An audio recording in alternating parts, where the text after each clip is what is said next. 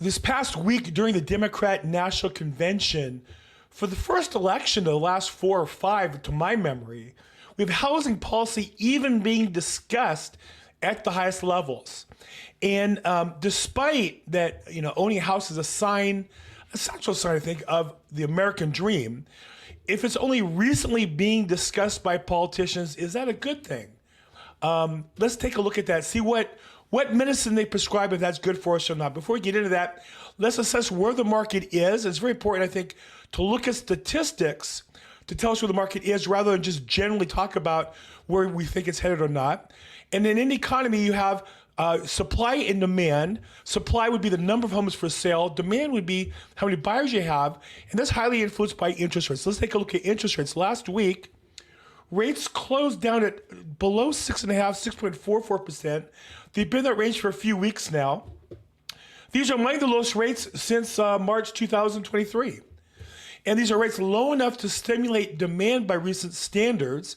And in fact, there are a lot of buyers looking at open houses, making offers on properties. All my listings have a lot of activity. So these rates are, while it'd be nice to have them lower, they're low enough to create good buyer demand at reasonable prices. And we'll take a look at how that is playing out in the economy as a whole as far as the real estate market. Now, on the supply side, the best measure that I'm aware of is the number of homes for sale. And this is from Teradata. What we see is the current inventory, 596,000 homes, and declining consistently over the last few weeks. Approaching 2022's rate, not quite last year's 2023. But you'll notice in 2023, it was rising up to where we are now. And meanwhile, we're driving down. So those numbers are converging. At 596, we're about 79,000 more, maybe about 12%, 14% higher than the lowest in those last couple of years.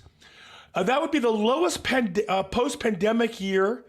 And before that, before the pandemic, we had $800,000 or $900,000, 900,000 homes for sale consistently. So the records are still way below, the inventory is way below pre-pandemic levels.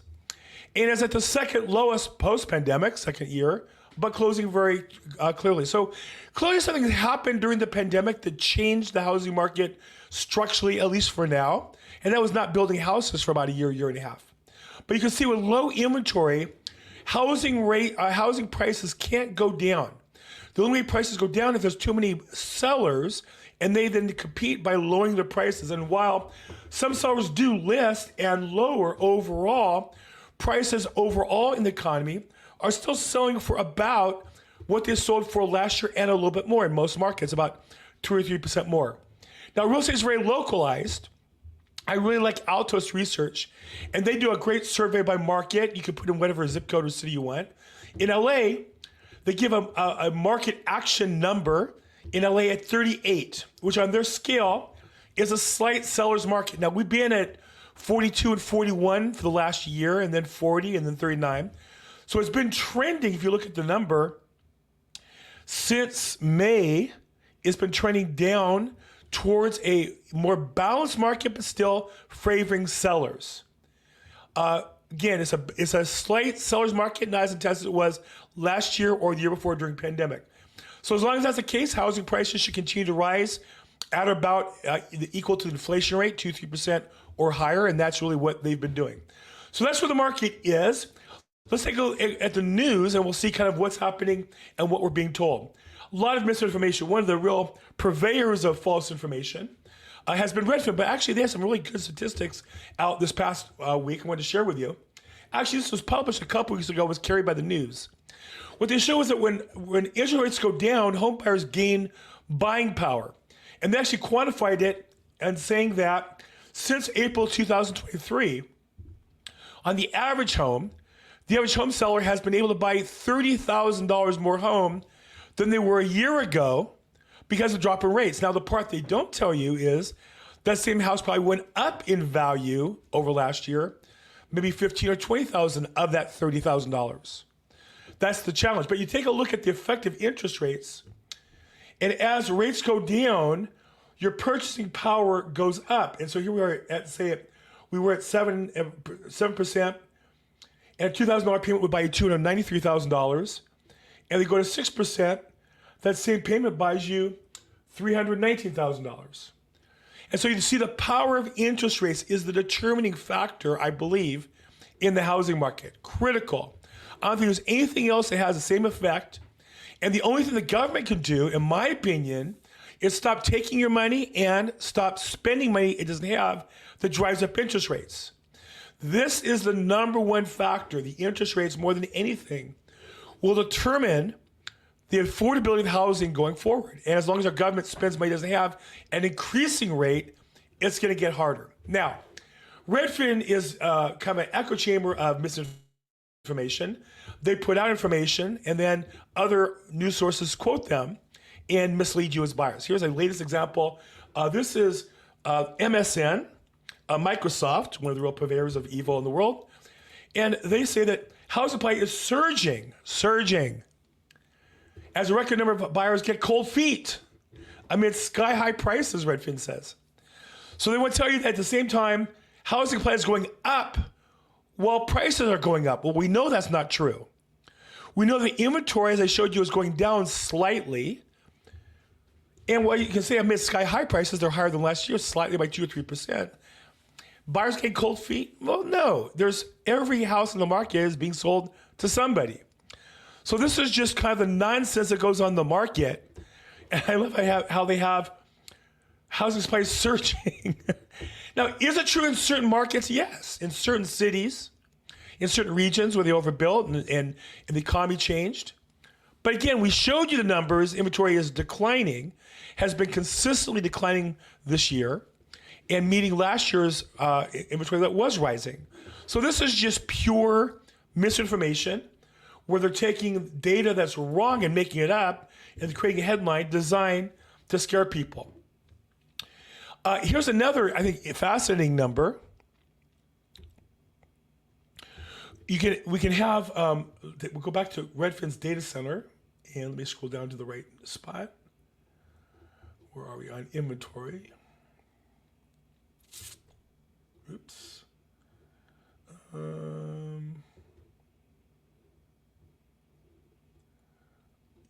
I'm sorry, I didn't have this put together the way I should have. New listings. Yeah, you can see. You can see the number of new listings declining, but that's a seasonal thing, meaning at the end of the year, there's always less listings than before. But what's really important is they had just said that it was surging. So why would it be apparently the opposite? Why would they say that inventory is surging when inventory, in fact, is declining? And the answer really is just to, I think, misinform. And even still, when you look at my historical numbers, look how low inventory is compared to every year before the pandemic that Redfin has data. Even if it surged up another 30%, it would be dramatically less than what was a normal year. And keep in mind, we have a larger population. So the number of inventory homes should be rising slightly along with the population, not declining. Look how much lower it is than the normal standards. And so again, when they say that inventory is surging, it's just a lie. I mean, there's no other way to put it. Speaking of lies, we had a whopper this week. If you follow the mortgage rates, every mortgage broker in the business will tell you every week, rates are watching this employment statistic, waiting to see what Jerome Powell says at the Fed. Is he going to lower rates? He's going to raise rates. What's he doing? He's watching the job market. The number one job of the Fed is to watch the job market and encourage the economy. And then we find out, we as taxpayers pay people tens of millions of dollars to track these statistics. And then we find out, well, they've been lying for a year. That they've been overstating, which is a polite way of saying for government officials lying, misleading you on purpose, 818,000 jobs. Meaning, of the last 12 months where they said there were more jobs than by the prior month by 100,000 or so, 8 months they were lying, there were none. Imagine if for 8 months they'd said, oh, there's no new jobs created. well, the economy would have gone into a tank. People would have been catastrophically concerned. People in the government might have lost their jobs. That's really all the government is anymore, is the government's just an employment agency for fellow government employees and politicians. And so you can see how they projected the economy growing, and reality is not close.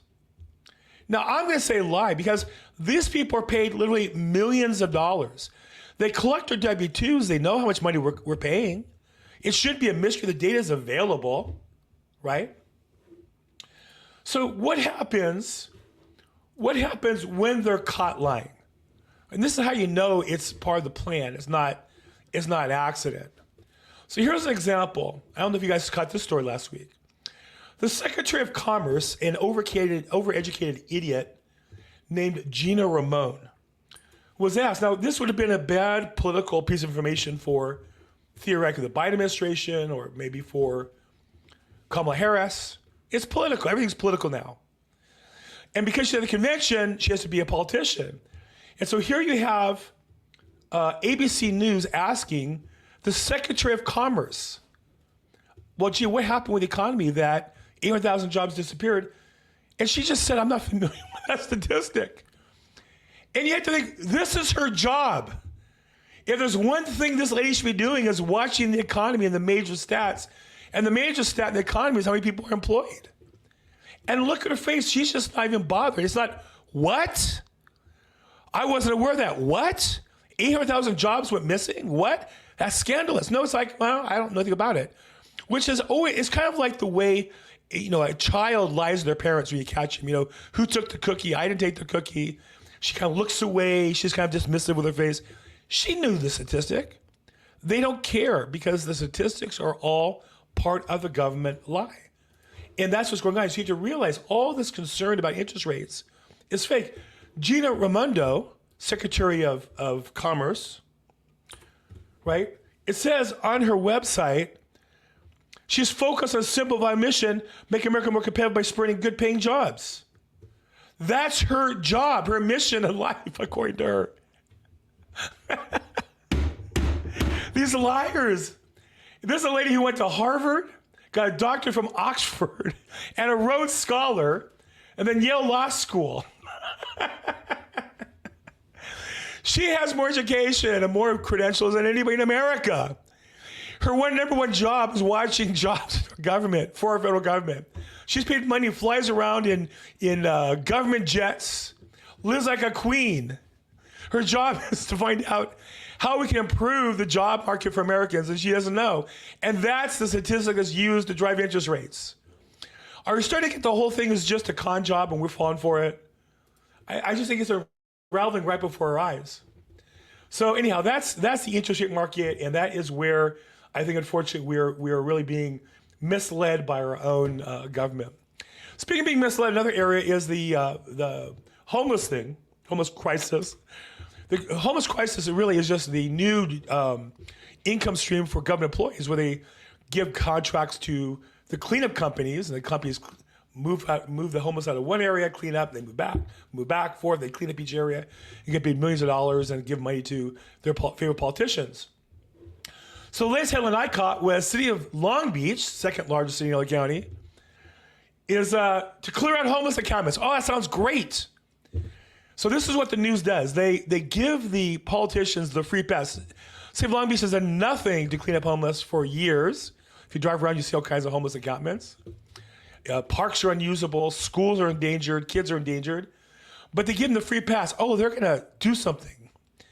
But they're not. In fact, when you read the article, they kind of say the quiet part out loud that they're not really supposed to say, which is what?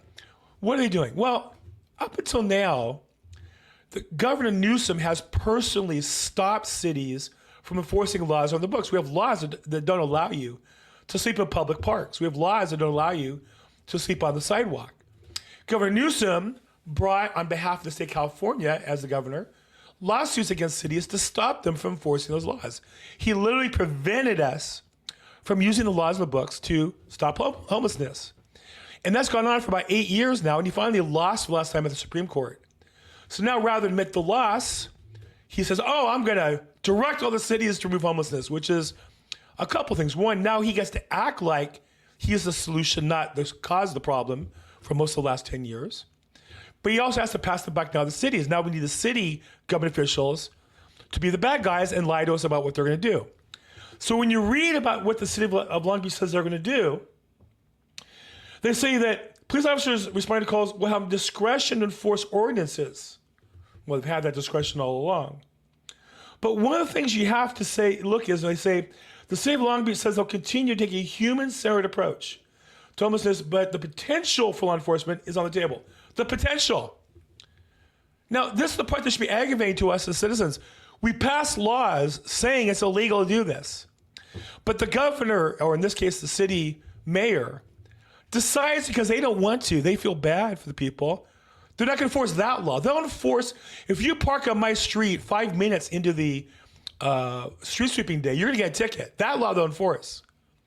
But if you're sleeping in a park where kids otherwise can play, the mayor's decided they just don't want to enforce that law. And so what we need to realize is when we see these headlines, they're going to clear homeless encampments, they're going to do nothing of the sort. What they're going to tell you is they'd like to, but they just need more money for treatment of these people, health care for these people, and housing these people in order to raise taxes and get more campaign contributions through their favorite vendors. So here you have the city of Long Beach really, on paper, looking like they're going to do something. They're going to do nothing. Nothing. Less than nothing. Okay, so the headline this week is that for the first time in 5 years, housing is actually a headline. Kamala Harris solidifies housing affordability as a top political issue. In her speech, when she made a list of what was important, she said that. In fact, Yahoo even said that she addressed it, and then when she said it, that it was a roar from the delegates that marked one of the highest cheers of the night.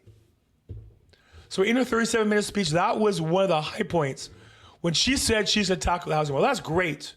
I think we all want to see the housing problem resolved. What are you going to do about it? Well, there's no specifics. We'll get to that. So the other good news, I guess, her mentor and the political icon of the Democratic Party now, Barack Obama, he calls for housing market revolution because he always uses more high-minded, more theoretical, nothing ever gets done, but he talks about it. And so he said we need to chart a new way forward. We need to build more units and clear away some of the outdated laws and regulations that made it harder to build homes for working people. Now, what you have to understand about this kind of language is this allows them to appoint other political operatives to new departments and new bureaus to review, do studies, and then 2 or 3 years later to write regulations. Nothing ever gets done.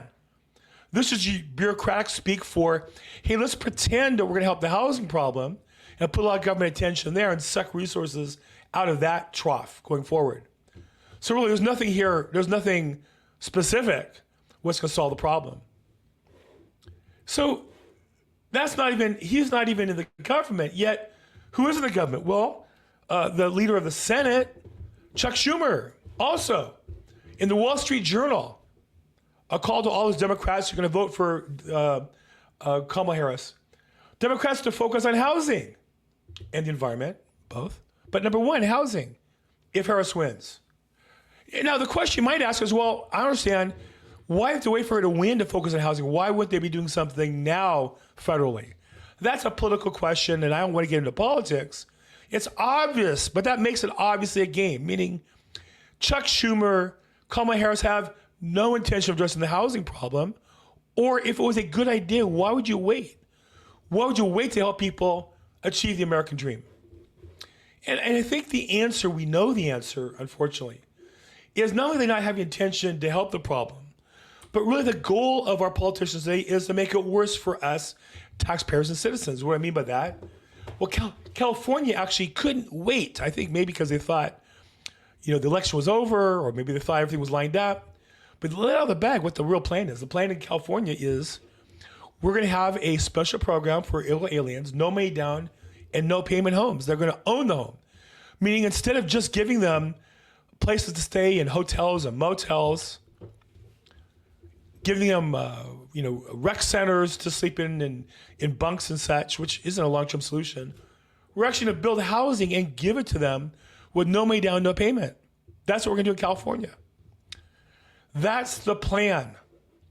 That's the only policy that anybody talked about last week at the Democratic Convention was that. And that plan comes from California. And this is a plan that makes sense in California. We've done this. We give free medical care to illegal immigrants. We give food stamps to illegal immigrants. We give free education. We give free in-state education to illegal immigrants. So it makes sense we give them houses. That doesn't help the housing problem of people who live here who can't afford it. It makes it worse. Again, why does it make it worse? Because where does the money come from to pay for this program? Either you raise taxes on people, makes it harder for them to save money to buy a house, or you just spend the money with no taxes, create a deficit, which is inflationary, which, as we talked in the beginning, raises rates and makes it harder for everybody to buy houses. So I would say that the medicine proposed by Democrats in California, which is where Kamala Harris comes from, and the party in general, it's always about tax programs and subsidies, and it always gets around to giving priority to people who are here illegally. At the end of the day, that medicine is worse for current citizens and current taxpayers. What do you think? Do you think there's a solution? Is there a government solution to the problem? I don't think there's any government solution. I find it fascinating that the candidate who's built more real estate than any in history, Donald Trump, of course it's hotels and golf courses, he's not talking about a housing program. Why is that? Because I think he's got the right answer. The best housing program in the long run is a strong economy that lets people have more money in their pocket and ultimately keeps more money in their pocket. That's the only housing program that's ever going to help us. What do you think? Love to see your comments. Thumbs up, thumbs down, subscribe. If I can help, reach out. I'm at Bill Gross Probate on social media. BillGrossProbate.com is my website. As always, make today your best day ever. Thanks so much.